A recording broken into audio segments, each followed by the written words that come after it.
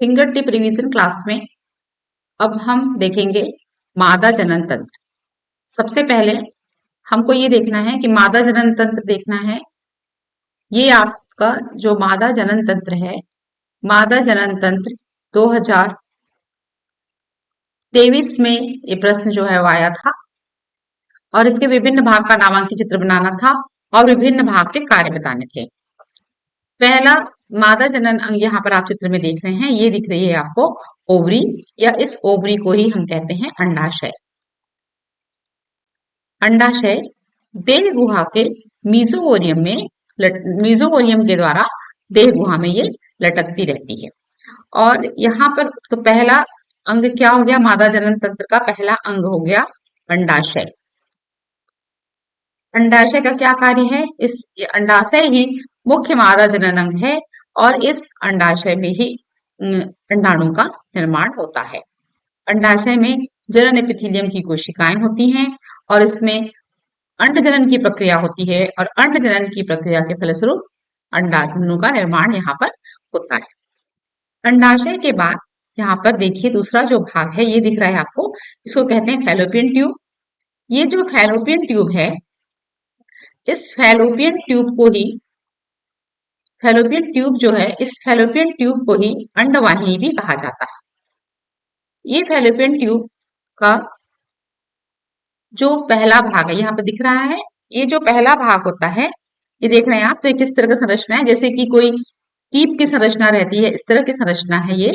और इसमें चारों तरफ कुछ इस तरह से सीलिया होते हैं। इस भाग को कहते हैं, पहला जो भाग है इसको कहते हैं हम फिम्ब्री। फिम्ब्री कहते हैं। और इस ये फिम्ब्री में जो सीलिया है ये बार बार हिलती डुलती रहती है, अंडाणु को अपनी ओर आकर्षित करती है और फिर अंडाणु जो है वो अंडवाहिनी में या फैलोपियन ट्यूब में जाते हैं। तो दूसरा जो भाग है वो है फैलोपियन ट्यूब या अंडवाहिनी। क्या कार्य है इसका?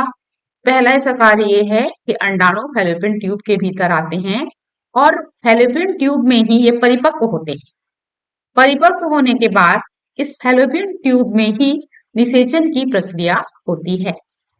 ये फैलोपियन ट्यूब आगे चल करके यहाँ पर आप देख रहे हैं, ये है यूट्रस या इसी को हम कहते हैं गर्भाशय। तो गर्भाशय से जाकर के जुड़ती है ये गर्भाशय। तीसरा भाग क्या हो गया, अब मादा जनन तंत्र का तीसरा भाग हो गया गर्भाशय।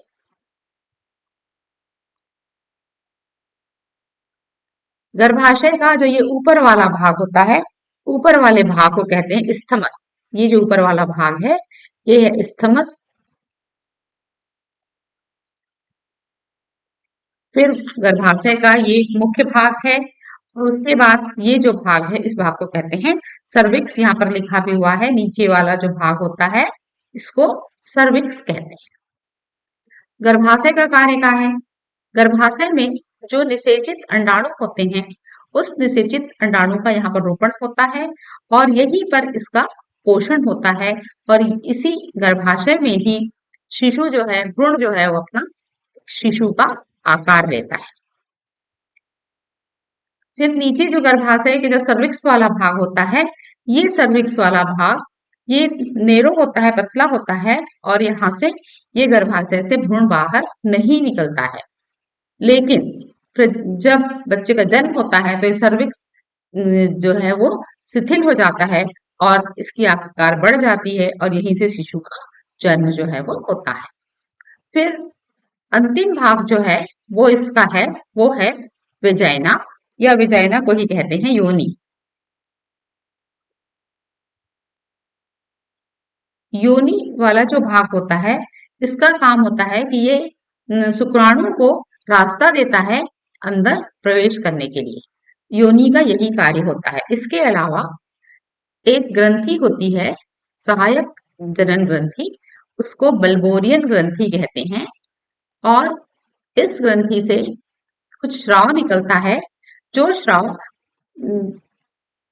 जो स्राव है वो जब कॉपुलेशन होता है, सेक्स की प्रक्रिया होती है, उस समय दीवार को लुब्रिकेट करता है, दीवार को चिकना बनाने का कार्य करता है। तो इस प्रकार से मादा जनन तंत्र के मुख्य भाग अंडाशय, फैलोपियन ट्यूब, गर्भाशय, योनि और इसका सहायक जनन एक सहायक जनन एक इसमें अंग है, वो है बल्बोरियन। ये सहायक जनन ग्रंथि है।